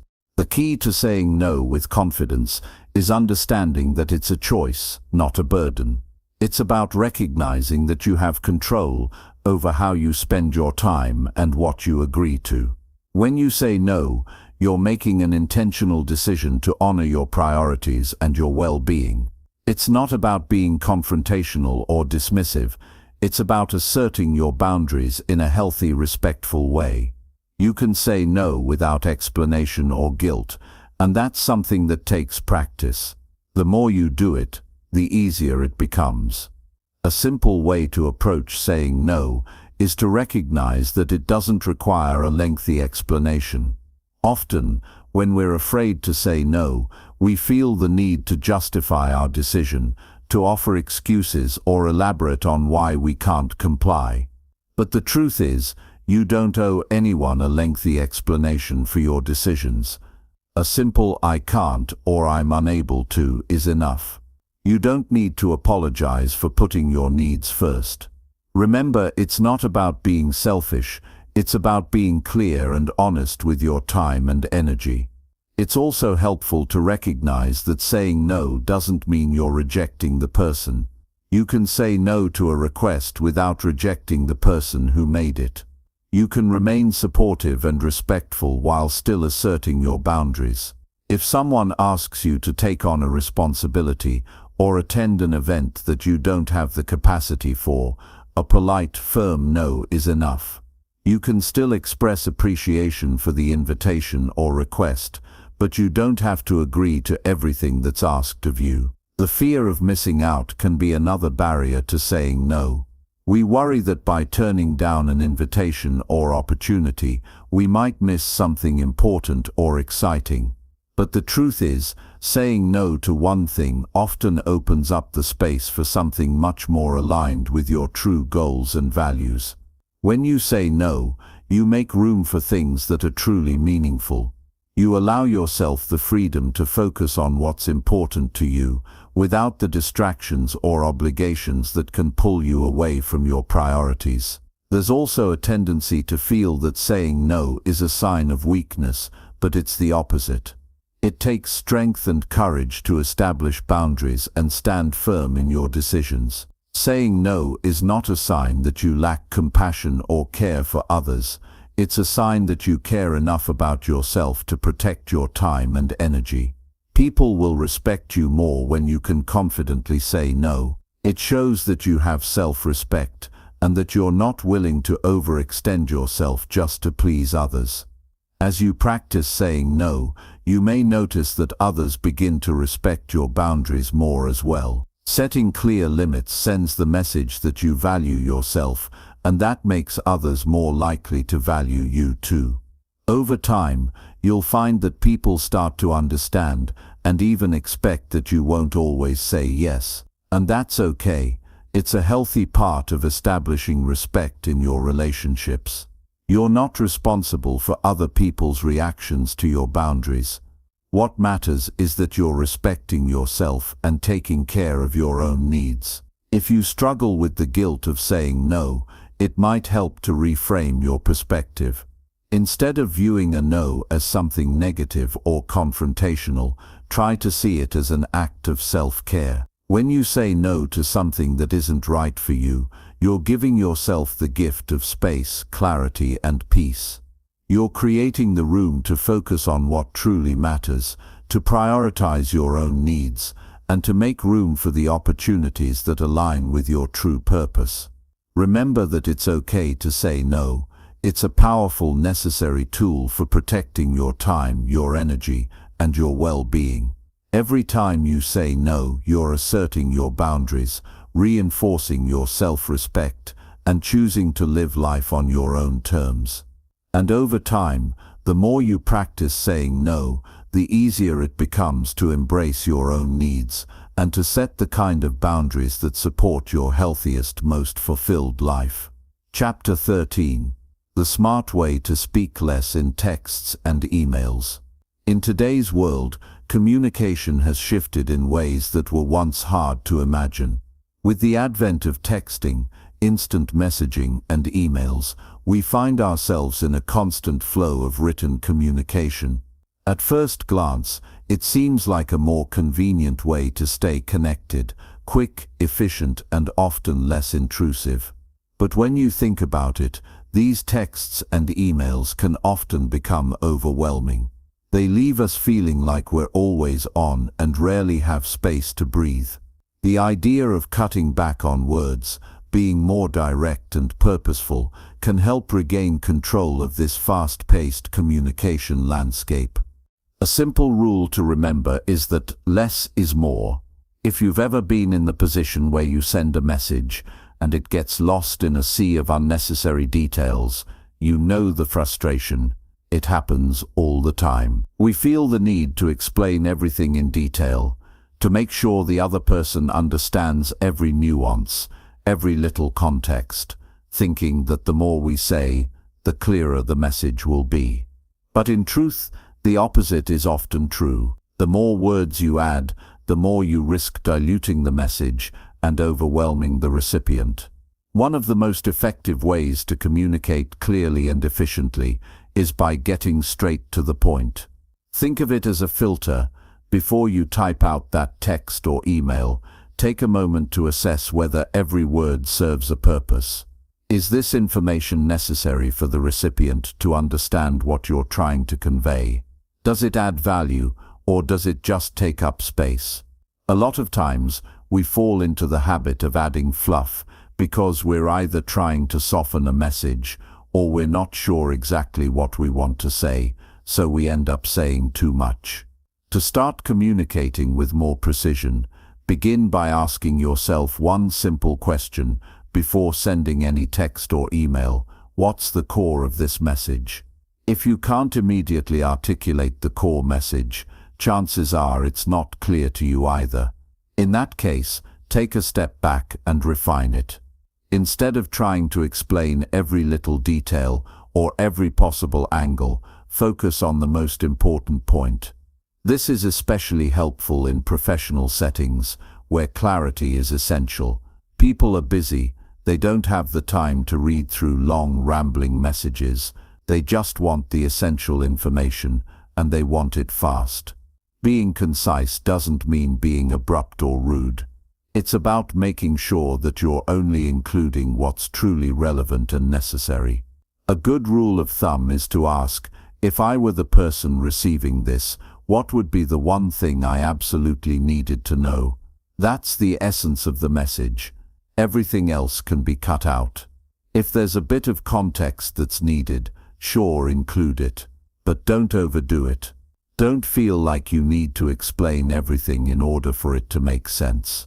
A few carefully chosen words can go much further than an overwhelming block of text. Think about the clarity you feel when you read a short and direct message. It immediately gives you a sense of control. You don't have to sift through unnecessary words to figure out what's being asked or shared. In contrast, long-winded messages can make us feel like we're drowning in a sea of unnecessary information. It's exhausting, and it can lead to misunderstandings. When you communicate more efficiently, you not only save time for yourself, but also for the person on the other end. There's another powerful aspect of reducing your words, the opportunity to increase your impact. The more concise and thoughtful you are, the more likely it is that your message will be remembered. When people see that you value their time and attention, they're more likely to respect your message. It becomes a tool for better engagement and stronger relationships. In professional environments, brevity is often seen as a sign of respect. It shows that you are confident enough to get to the point without unnecessary elaboration. It signals that you trust the other person's ability to understand your message without needing a lengthy explanation. When you adopt this approach, you'll notice that people respond more positively. They'll appreciate the clarity, and you'll be more likely to have productive conversations that lead to quick actions. In personal communication, the principle is the same. If you're texting a friend, spouse, or family member, they're likely to appreciate a more direct approach. There's no need to over-explain or add unnecessary details that may only complicate the conversation. In fact, excessive explanation can sometimes come across as passive-aggressive, as though you're overcompensating for something that's unclear. When you keep things simple, you avoid these pitfalls and open the door to more meaningful exchanges. Another important piece of effective communication is recognizing when it's time to stop talking. The temptation to keep explaining ourselves, to keep offering more information, can come from a place of insecurity. We think that by adding more details, we'll make ourselves clearer or more convincing. But often the more we talk, the less convincing we become. People will start to tune us out, and the real message can get lost. Learning how to stop at the right moment is a key aspect of communicating with impact. To get better at this, start paying attention to your conversations. Whether they're in person, over text, or in emails, notice the moments where you might be saying more than necessary. How often do you feel like you're over-explaining? How often do you add extra context or qualifiers that don't add value? Once you become aware of this, practice reining it in. Stop before you say too much. By doing this, you allow your message to breathe and land more effectively. Finally, one of the most powerful tools in concise communication is silence. The space between words can often say more than the words themselves. In a conversation, don't be afraid of silence. Give the other person time to process what you've said before continuing. In written communication, you can achieve this by being mindful of your pacing. Don't feel compelled to fill every gap with more words. A well-timed pause or break can give your message the space it needs to resonate. As you get more comfortable with this approach, you'll see how effective it can be in all aspects of your life. You'll find that your messages are clearer, your conversations more impactful, and your relationships stronger. You'll also begin to notice how much time and energy you save when you stop over-explaining, overthinking, and overcomplicating things. You can focus more on the things that matter and let go of the unnecessary clutter that often fills our communications. By speaking less in our texts and emails, we open up more space for meaningful conversations. We give ourselves the ability to be understood quickly, respected for our clarity, and able to make our points without getting lost in unnecessary words. In a world that is constantly moving and filled with distractions, mastering this art of brevity can help us stand out and be heard. Chapter 14. Stop oversharing. Start attracting. In a world driven by oversharing, it's easy to fall into the trap of revealing too much. We live in a time when social media encourages us to share every moment, every thought, and every detail of our lives. It's almost as though we're taught that our value is determined by how much we expose, how many layers we peel back for others to see. But in reality, there's power in restraint. There's strength in knowing what to keep to yourself. Oversharing, especially in personal relationships, can often lead to unintended consequences. When we disclose too much, we risk putting others in positions where they feel uncomfortable or overwhelmed. People don't always need to know every detail of your life in order to connect with you. Sometimes, the most meaningful interactions happen when you leave a little bit of mystery. When we share too much, it can also dilute the importance of the things we do share. If you're constantly spilling everything out into the open, it becomes harder for people to discern what matters. Imagine receiving a text from a friend who tells you every minute detail of their day, from what they ate for lunch to how they felt about it. At first it might be interesting, but after a while you begin to lose track of what's truly important in their life. The details start to blend together, and the true meaning behind their words becomes clouded by the excess. Instead of creating stronger connections, oversharing can leave relationships feeling shallow and unfulfilling. It's not just about relationships with others. When you overshare, you also lose sight of yourself. We've all been there, telling someone everything, letting the words pour out, only to realize later that we've overexposed ourselves, leaving little room for personal reflection or for others to really see us for who we are. When you give away too much, too soon, you rob yourself of the chance to fully process your experiences before sharing them with others.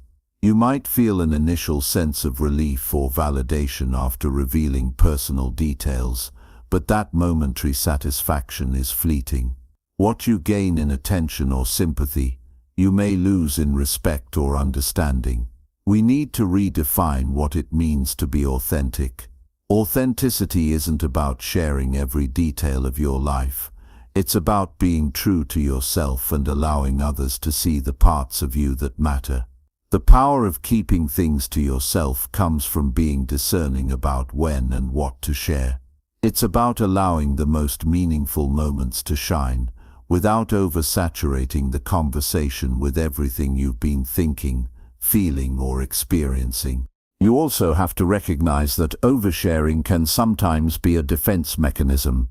We often overcompensate with words when we feel insecure or afraid of being judged. If we let it all out, then we can control how people see us, or at least we think we can. But this is an illusion. The more you share, the less control you have over how people perceive you. Instead of feeling more secure, you may end up feeling exposed and vulnerable in ways you didn't expect. It's a fine line between being open and being too open. Being more selective with what you share doesn't mean you're being dishonest. On the contrary, it's a way of protecting the parts of you that are sacred and personal. Just because something is happening in your life doesn't mean it has to be shared in every conversation. Think of your life as a garden. Not every plant needs to be on display. There are seeds, there are buds, and there are moments that are meant to bloom in their own time. When you overshare, you rush the process, not giving your thoughts, feelings, or experiences the space they need to fully grow. In the age of constant connection, it's crucial to know when to step back. Social media has made it incredibly easy to overshare. The constant need to update, to post, to comment, it creates a pressure to put yourself out there in a way that can be overwhelming. But when you step back and choose not to share every moment, you take back control. You create space for reflection and allow others to see you in a more meaningful way. Sometimes, silence speaks louder than words. There's also something incredibly empowering about not oversharing. When you keep certain aspects of your life private, you set boundaries that command respect. It's a reminder to others that your life is not an open book for them to read at their leisure. You teach people how to treat you by setting limits on what they can and can't know. By holding back certain details, you invite others to earn your trust and give them the opportunity to engage with you on a deeper level. When you share only the essential, your words become more powerful because they are not diluted by unnecessary details. Consider how you interact with others. When people overshare with you, it can sometimes make you feel uncomfortable or even burdened by their openness. It's important to recognize that not everyone wants to hear every detail of your life. Sometimes, what feels like a casual conversation to you can feel like a lot to someone else. By keeping things more balanced, you can create space for a more equal exchange. Instead of unloading everything onto someone, you give them room to share too, and in turn, you create more meaningful connections. Not oversharing also allows you to maintain a sense of mystery. There's something intriguing about someone who keeps certain things to themselves. It draws people in, inviting them to get to know you on a deeper level. The idea of mystery isn't about playing games or pretending to be someone you're not. It's about choosing when and how to reveal parts of yourself and letting others discover you gradually. Over time, you'll find that people are more drawn to you because they respect your boundaries and appreciate the mystery that comes with not knowing everything all at once. This approach to communication also applies to professional settings. In the workplace, it's important to maintain a level of professionalism and discretion. Oversharing about personal struggles, emotional challenges, or unnecessary details about your life can blur the lines between personal and professional. While it's important to build rapport with colleagues, there's a fine line between being open and being overly familiar. Being selective about what you share in the workplace shows that you can maintain boundaries and professionalism. It also helps you avoid the potential for gossip or misunderstandings, which can arise when personal information is shared too freely. Over time, you'll begin to see the benefits of this practice in your personal and professional life. Your conversations will become more intentional, more meaningful, and less about seeking validation and more about forming true connections.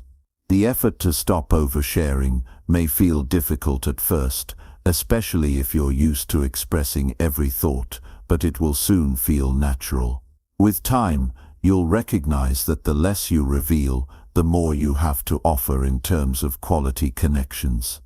In a world that often encourages us to share everything, it takes courage to hold back. But in doing so, you preserve your sense of self and create relationships that are built on respect, trust, and genuine connection. The art of saying less is not just about cutting down on the number of words you use. It's about knowing when to remain silent and choosing to keep certain parts of your life sacred.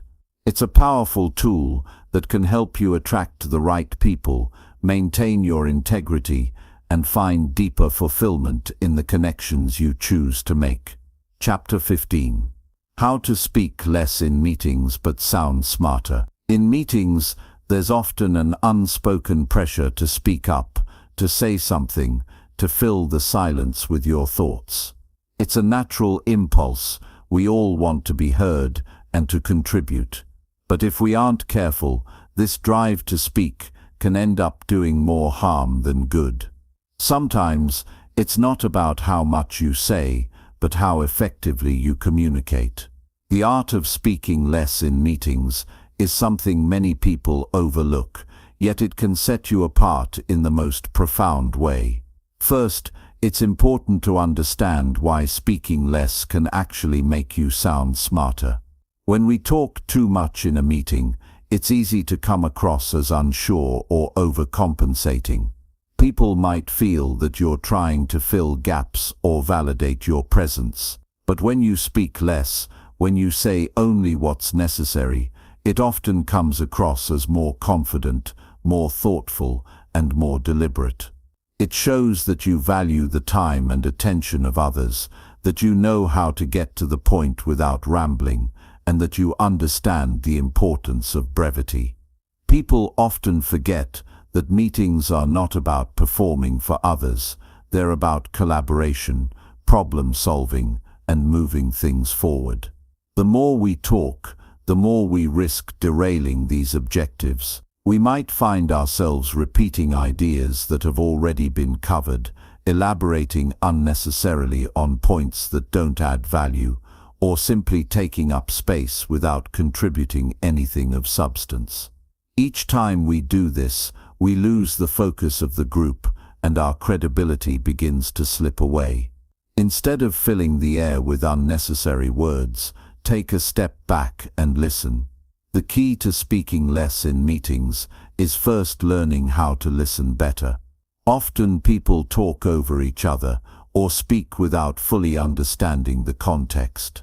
Listening allows you to pick up on nuances, to understand what's been said, and to form a more informed response. When you truly listen, you also give others the opportunity to contribute, which fosters a more balanced and productive discussion. When you do speak, make it count. Each word you say should carry weight. Focus on delivering your message clearly and concisely, avoiding tangents or filler words. Whether you're proposing an idea, offering feedback, or asking a question, try to keep your points short and precise. By doing this, you give others the space to engage with your ideas, leading to more meaningful and dynamic conversations. It's a sign of respect when you don't monopolize the conversation. It shows that you value the input of others and understand the importance of collaborative effort. Another key to speaking less in meetings is knowing when to hold back.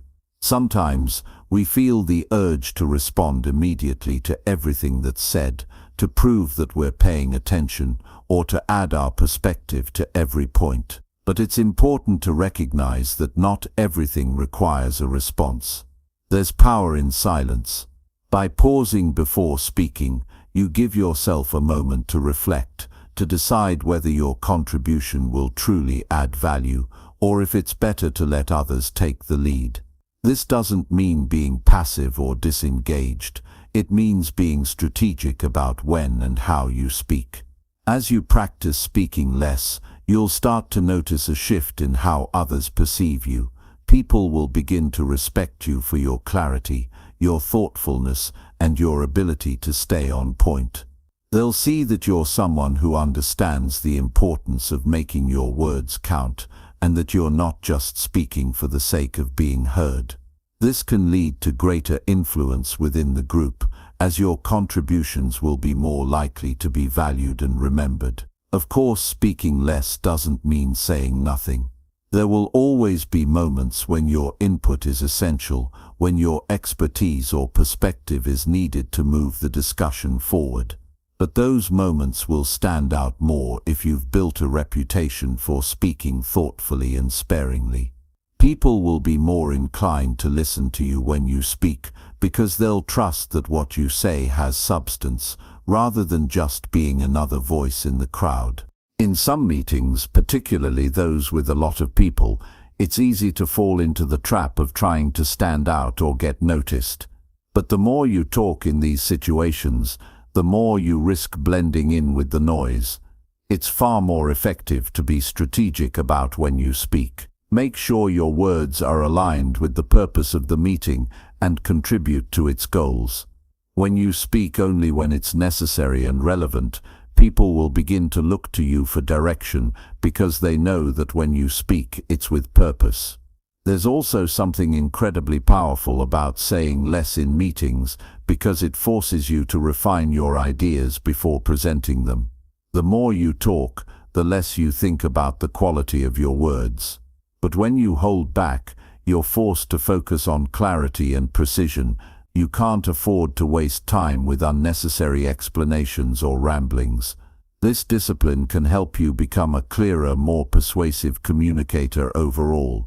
You'll start to notice that your points land more effectively, and you're able to guide conversations with ease rather than simply participating. When you learn to speak less in meetings, you also learn to value others' contributions. The more you talk, the less room there is for others to share their ideas. But when you pull back, you create space for others to contribute. This fosters an environment of collaboration where people feel empowered to speak up and share their thoughts. It also leads to more dynamic discussions, as diverse perspectives are given the chance to be heard and considered. It's important to recognize that speaking less isn't about suppressing your thoughts or hiding your opinions. It's about choosing when and how to share them in a way that adds value to the conversation. Sometimes, this means holding back for a moment to let someone else speak, even if you have something to say. It's about being mindful of the flow of the meeting and understanding that the best ideas often emerge when everyone has a chance to contribute. When you speak less, you also become more attuned to the overall dynamics of the group. You start to pick up on the mood of the room, the body language of your colleagues, and the tone of the conversation. This awareness allows you to gauge when it's the right time to step in and when it's better to remain silent. Over time, this skill of reading the room becomes an invaluable tool, helping you navigate meetings with greater finesse. In many ways, speaking less in meetings is a sign of confidence. It shows that you don't feel the need to constantly assert yourself or dominate the conversation. You trust that your ideas are valuable and that when the time is right, they will be heard. This quiet confidence is incredibly powerful, and it positions you as someone who is not only competent but also wise. It sends a message that you don't need